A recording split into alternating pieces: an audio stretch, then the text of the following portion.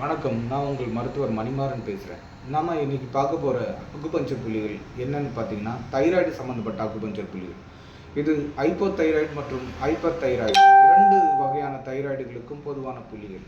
முதல் புள்ளி DU 25.5 அப்படின்னு சொல்லக்கூடிய புள்ளி. இந்த புள்ளி நெற்றியோட 2 புருவ மத்தியிலே இருக்குது. இந்த புள்ளியில் ஒரு மிளகை வச்சு 2 நிமிஷம் தொடர்ச்சியாக அழுத்தம் கொடுங்க. இதுக்கு அடுத்த புள்ளி பார்த்தீங்கன்னா ST9. இது கழுத்தை அப்படி திருப்பினோம்னா இங்கே ஒரு நரம்பு தூக்கிட்டு இருக்கும். இந்த நரம்பு தூக்கி இந்த கழுத்து தொண்டை குழின்னு சொல்கிறோம்ல, இந்த தொண்டையில் பெருசாக இருக்கும். இந்த பகுதியிலேருந்து இப்படி வரும்போது இங்கே இருக்குது ST9. இது வெளிப்பக்கமாக LI18 இருக்குது. அதாவது பெருங்குடலோட 18வது புள்ளியும் வயிறோட 9வது புள்ளியும். இந்த 2 புள்ளிகளும் அழுத்தம் கொடுங்க. இதுக்கு அடுத்த புள்ளி பார்த்தீங்கன்னா இந்த கழுத்துலேருந்து நேராக கோடு போட்டு வரீங்க தொண்டைக்குழி. இது இங்கே ஒரு புள்ளி இருக்குது. அதாவது 222ன்னு சொல்லக்கூடிய புள்ளி. இந்த புள்ளியிலும் ஒரு மிளகு வச்சு 2 நிமிஷம் அழுத்தம் கொடுங்க. இதுக்கு அடுத்த புள்ளி பார்த்தீங்கன்னா மண்ணீரலோட 6வது புள்ளி. இந்த கணுக்கால் முட்டியிலிருந்து 3 அங்குலம் மேலே வரும்போது இந்த இடத்துல இருக்குது இந்த புள்ளி. இந்த புள்ளியில் ஒரு மிளகு வச்சு தொடர்ச்சியாக அழுத்தம் கொடுத்துட்டு வாங்க. இதுக்கு அடுத்த புள்ளி எங்கே இருக்குன்னா, கணுக்கால் முட்டியிலிருந்து கீழே எலும்புக்கு அடுத்த பகுதி இருக்குது. இந்த பகுதியில் 2 அங்குலம், இந்த முட்டிக்கு அடுத்து 2 அங்குலம் வைக்கும்போது இந்த இடத்துல இது சிறுநீரகத்தோட 7வது புள்ளி. இந்த புள்ளியிலையும் ஒரு மிளகு வச்சு தொடர்ச்சியாக அழுத்தம் கொடுத்துட்டு வாங்க. இதுக்கு அடுத்த புள்ளி பார்த்தீங்கன்னா பெரிகார்டியமோட 6வது புள்ளி. இது எங்கே இருக்குன்னா, மணிக்கட்டு ரேகையிலேருந்து 2 அங்குலம் கீழே இருக்குது.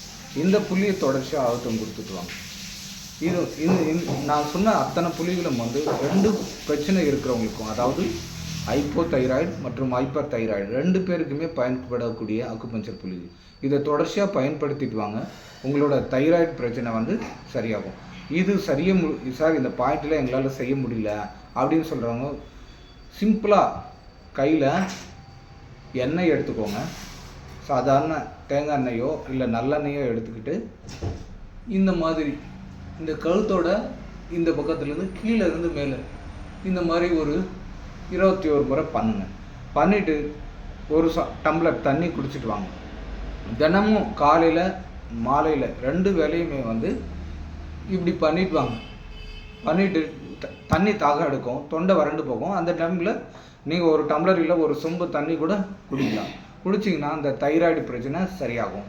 இதுக்கு அடுத்து பார்த்தீங்கன்னா, சார் அது கூட எனக்கு கஷ்டம், கழுத்து தூக்கி பண்ண முடியல, கழுத்து வலி இருக்குது, கழுத்து பிடிப்பு இருக்குது அப்படின்னு சொல்கிறவங்க கட்டவரலோட ரேகை இருக்குது, இந்த கீழ் ரேகை நடுவில் அந்த தைராய்டு பாயிண்ட் இருக்குது. தைராய்டு கிளாண்ட் இந்த பாயிண்டில் நீங்கள் ஒரு மிளகு வச்சு அழுத்தம் கொடுக்கலாம். அழுத்தம் கொடுக்கும்போது உங்களுக்கு அந்த தைராய்டு பிரச்சனை சரியாகும். அப்படி பண்ண முடியலன்னு சொல்கிறவங்க ஒரு சோப்போ இல்லை ஆயிலோ எடுத்துகிட்டு இப்படி வச்சுட்டு இப்படி தேய்க்கலாம்.